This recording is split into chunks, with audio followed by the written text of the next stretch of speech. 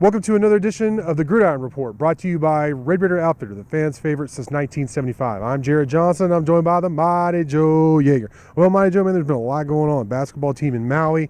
Football team finished a 7-5 regular season, a great season overall by beating Oklahoma in thrilling fashion, 51-48 in overtime here at the Jones. And speaking of the Jones, I'd be remiss if I didn't mention the demo and construction going on, which you can see behind us, of the south end zone, just as promised, of the Jones. The Texas Tech Athletics said, as soon as the game against Oklahoma was over, they would start that construction and that demolition. And as you can see, it started. It's ongoing now. So that's going to be interesting to see what it looks like. I know a lot of people around there are excited.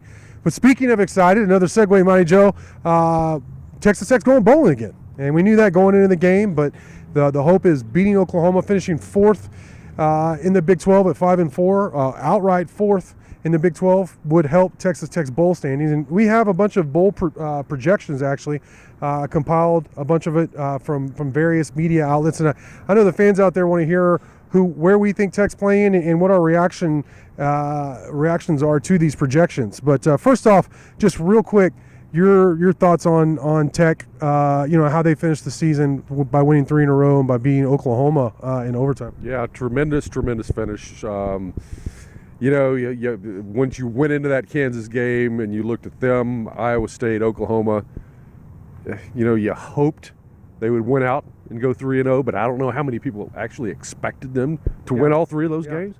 And to do that, a tough place to go.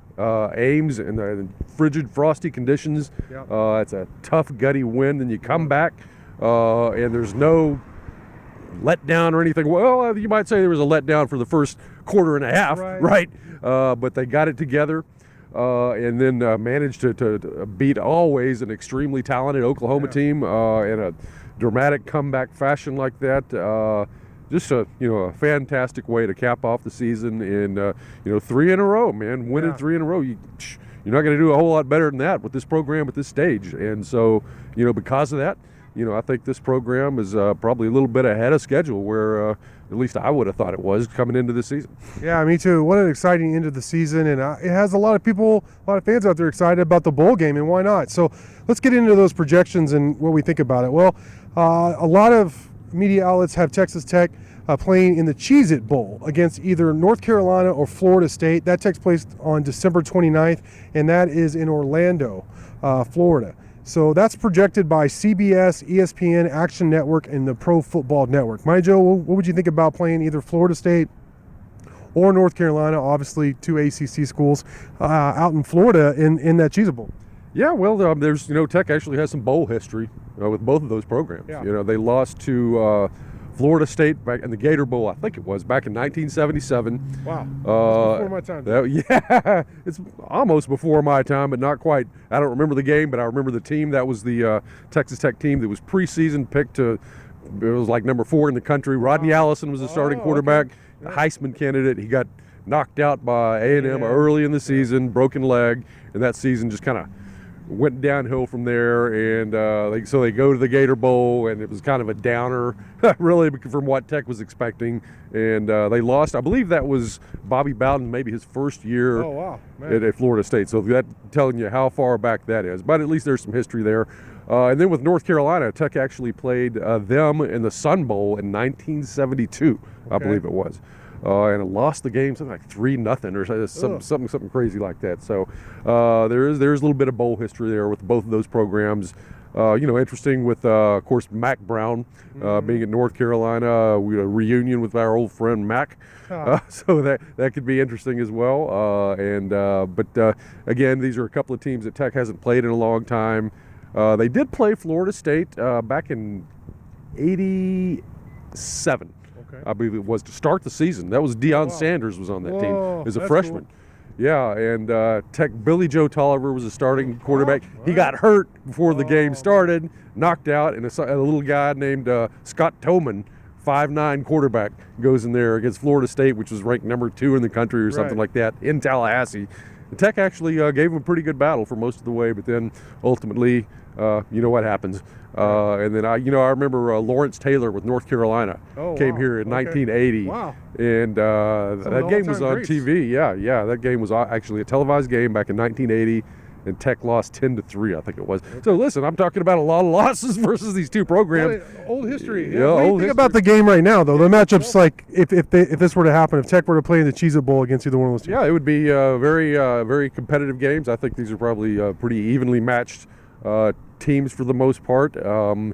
If I had to project right now, I would say that probably the spread would be, it could just be a little bit on either side of Pick'em. Probably nothing more than a 3-point spread either way with both of them. Very good opponents, very good games either way, and I think they would be very entertaining ball games. Yeah, I think, and I'm about to mention the other two bowl games that Tech's widely being projected in. I think of the three, this would be my choice, just because ACC opponent, like you said, you haven't played them in decades, so it'd be somebody fresh. Also, getting out of Texas, I think would be good it'd be fun, to go to Orlando, Florida. I think that sounds like fun to me, and it's a more prestigious bowl than the next one I'm about to mention, which is the First Responder Bowl against either SMU, Air Force, or Fresno State on December 27th at Ford Stadium there in University Park, Dallas, on SMU's campus. Now, that's a nice stadium. I've been there, but those opponents and that level of bowl is a step down from the Cheez-It Bowl, my Joe. Yeah, I would say so, and Tech would be a clear favorite, I think, against any of those opponents. Air